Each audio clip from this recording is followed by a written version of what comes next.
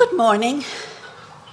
Kate and I are here to tell you about the disposal we undertook, for which we began the preparation in 2008.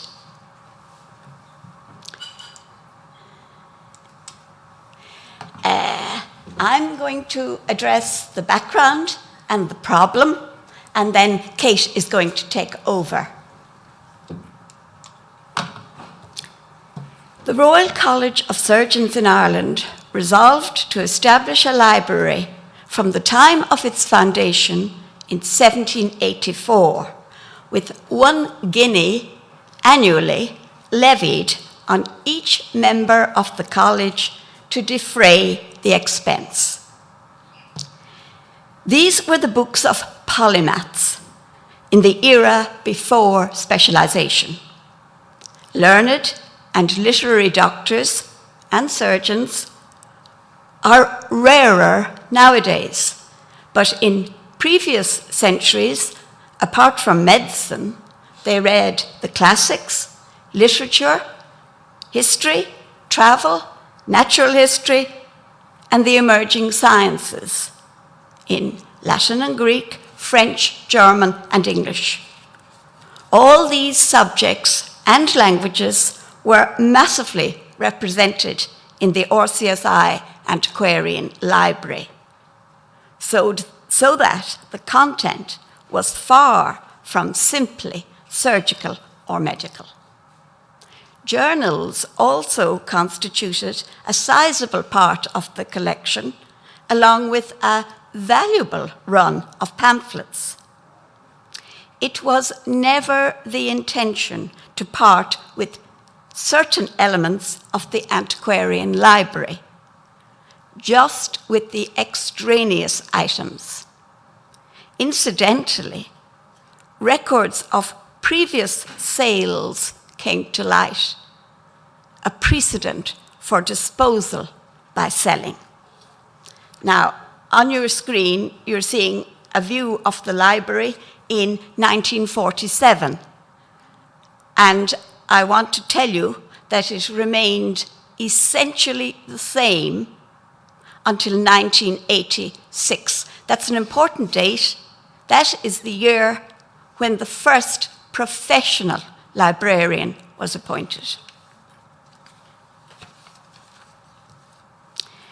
In his account of the RCSI library, Professor Widders, the librarian, states that by 1954, the library had grown to over 30,000 books. These were amassed by purchase and donation, and I want to add, by dumping. Students qualifying from the RCSI Medical School over the decades accounted for a significant lot of battered, coffee-stained textbooks clogging the shelves, not to mention members of the public clearing out their attics. So, the problem.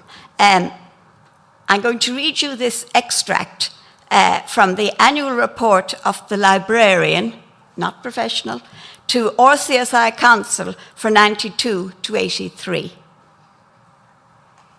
There still remains the basement area beneath the main library, where the Arthur Jacob collection was housed. Many hours have been spent sorting this collection and moving it temporarily to a drier area. But about half of it has already been thrown out, as many volumes were in such a state of decomposition from damp, etc., that they disintegrated upon touch. The condition of the leather suede bindings of many of the remaining volumes is such that, unless they soon receive expert attention, they too will have to be discarded, as it would seem that a slow-eating fungus is attacking them. a precedent for disposal by discarding. Scholars consulted these works elsewhere in the great antiquarian medical libraries of London, Europe, and the USA. Indeed, libraries in Ireland held a good number of these books in usable condition. Increasingly, they were also available as digitized versions. The log of researchers visiting the RCSI library shows how rarely anyone came to consult the antiquarian books. The state of the binding was poor indeed, not so obvious until we began to examine every item closely, was that there was more than the bindings damaged. At every level, collection, set, and individual volume, serious defects became apparent. Missing volumes, missing title pages, and missing plates. Thus, for a great part of the antiquarian library, value of every kind had been eroded and compromised beyond repair. The external and internal condition of many of the books constituted a problem beyond the resources of RCSI. Whatever the monetary and intellectual value of the antiquarian library, its condition decimated its worth. Likewise, its intellectual value, since it was unusable, as it was no longer possible to handle many of the books. The poor relation of the antiquarian books was the collection of archives belonging to RCSI. These too had been relegated to basements in college. A dehumidifier bought in 1986 yielded nearly a gallon of water each morning. These one-off, irreplaceable records were key to the history of the college, the history of surgery in Ireland, and of other Irish medical institutions, many already defunct. Needless to say, the log of researchers visiting the RCSI library shows that it is this material, available nowhere else, they came to use. Many of the antiquarian books consumed the limited resources of space, staff time, and money. They provided no return to RCSI, and worse still, were to the detriment of the other unique elements of RCSI heritage. While one organization could not hope to restore so many books to good condition, many owners of just a few books certainly could afford to restore and maintain them. Thus, paradoxically, while the books would not last for very long as a collection in the care of one owner, split up among many owners, the books have every likelihood of enduring into future centuries. Incidentally, this is one 1600th volume that we did restore. And now Kate will continue.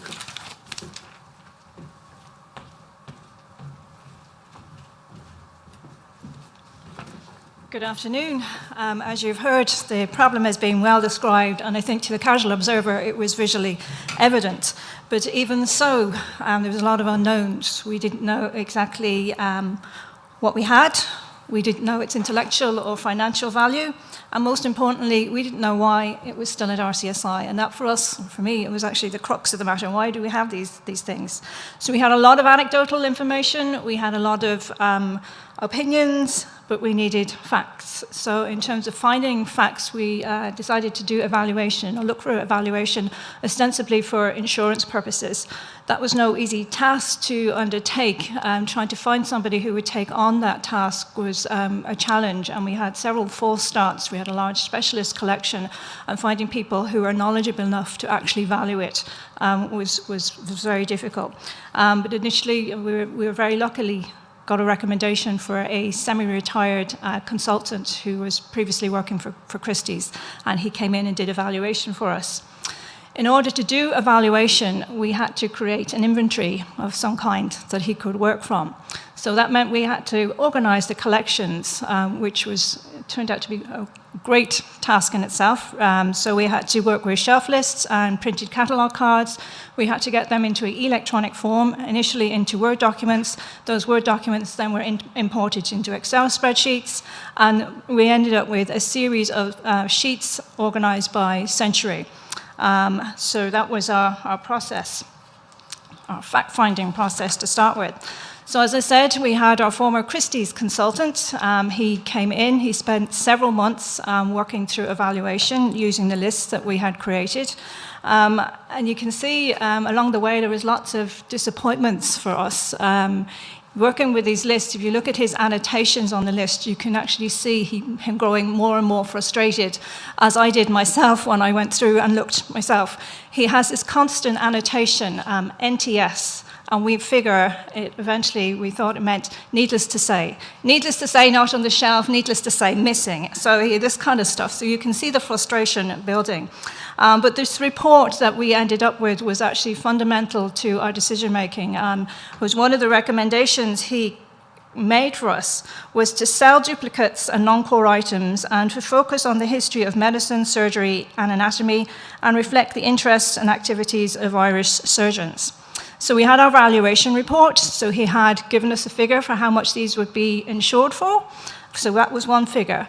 Coincidentally, Sotheby's happened to be doing one of their regular valuation visits to Ireland. So we invited them in because the value that you get for insurance purposes is very different from the value that you would get for sale. And that turned out to be very timely, because what Sotheby's told us was the indicative value of our collection would be 10 to 20% of the valuation for insurance purposes. That was really, really interesting and fundamental to the business case to RCSI. So making the case, and again, we're actually quite data-driven, or we like to think that we're data-driven in RCSI. So in 2011, January 2011, I made a presentation to the RCSI Council, which is the governing body of the RCSI. It's the elected Council of Surgeons, having previously gone through our senior management team to get to that stage. So basically, the proposal to the RCSI Governing Council was that we divest and dispose of the collections identified by the librarian through sale and donation. And I think it was very important that it was the librarian and not the opinions that were being brought to bear from elsewhere. That we ring-fence the proceeds raised from the sale for the conservation and preservation of the RCSI records and archives, and that we focus the remaining book collection on or about RCSI, Irish surgery, and the history of medicine in Ireland. So very niche indeed. The presentation was accompanied by a one-page business case, and in addition, I bought some props, which Mary had identified for me. And one of them was a very salutary example, I think. It was the natural history of Carolina, Florida, and the Bahamas. This had sold in Christie's for $241,000 in October 2010.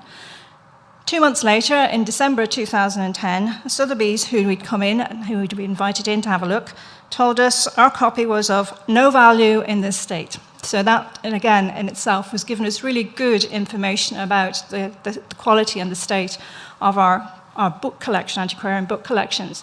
And as Mary has indicated, the RCSI archives are also in a pretty poor condition. And they are unique, they're distinct, and they're actually, so valuable to us in terms of actually making the decision in the end. It was, I won't say it was a no-brainer, but it was a very compelling case. And we got huge support. Council obviously approved it, our senior management team approved it, and from the institutional perspective, I can say they only ever supported it. We have there's always a couple of naysayers, but from the people who counted, it was a done deal. So, Having made the case, we proceeded with disposal, and we did this through sale and donation. And I think the donation piece I'll come back to because we did that probably after the sale. So again, we had to organise our collections. We invited Sotheby's in to organise the sale for us. This meant them coming in regularly over a period of months to select and value, and they only take items that were worth over 1,500. So we had two of them, one for the early printed books and one for the later period, and we still had to reorganize these collections again. So by the time that we had finished, by the time we were actually selling, these collections were so well organized and we had a really good handle on their content, which was actually crucial for us later. So Sotheby's only took a tiny part of the collection. They identified about 74 items that they were going to take. However, when they got them to London, they said to us, they sent an email and said, in addition, there were a number of books which we took for sale in London, which were either imperfect, duplicates of books already in, or deemed not to be worth as much as originally hoped. So even though things are taken, they're identified as valuable, they may not turn to be, again, they may not turn out to be as valuable as you might think they were. So the question of what to do with the rest of it was really pertinent to us, and Sotheby's were recommended to us Lyon & Turnbull in Edinburgh. And Lyon & Turnbull turned out to be our long-lasting relationship. We actually only finished working with them in January 2015. The disposal. We did this after the sale, but we had put things aside that we thought would be useful or of interest to other organisations, institutions in Ireland. So we gave Barrington's collection to University of Limerick. We gifted things to TCD, to UCD, to the Royal Academy of Medicine in Ireland, to the RCPI, and to our own staff in RCSI who were given the opportunity to purchase anything they may have been interested in. In addition, we think there's a medical museum in Donegal which has taken quite a lot of other stuff that we didn't dispose of. So they had a life after leaving us. Just show you the amount of work entailed in preparing for collection or disposal was huge, so everything had to be listed, boxed and transported. This is actually the Lyon & Turnbull truck, so you can see the size of it and gives you some indication of how much stuff they actually took. They took the bulk of it. And much of what they sold was multi-job lots, so the things were in such poor condition that they knew they wouldn't sell them individually, so they just bundled them into boxes and sold them as job lots. We took, as I said, our relationship with Lyon & Turnbull lasted until literally January of 2015, and they were doing 3 sales a year for us at that stage. So, to get to the transformation. Results from the sale were ring-fenced, as I said, and they were much more than we had anticipated. And Sotheby's had said to us, they won't get that much unless somebody starts a bidding war, haha. Well, actually, somebody did start a bidding war for 3 items, and we did get lucky. And that allowed us to do so much more than we had thought we would be able to do. So we appointed an archivist, and I just love this picture of all our lovely organised archives. We rebranded to the RCSI Heritage Collections, we catalogued, we created our website, we started digitizing, and most importantly, we started doing public engagement activities. Our 2016 commemoration was the most successful RCSI public outreach event ever. So that in itself was really transformative to be able to use the Heritage Collections for that purpose. If I say on reflections, I'm facing the amber light here, so I'm speeding up. The reflections on this is it was one of the best decisions we've ever made. As a professional librarian, it was a difficult decision to make.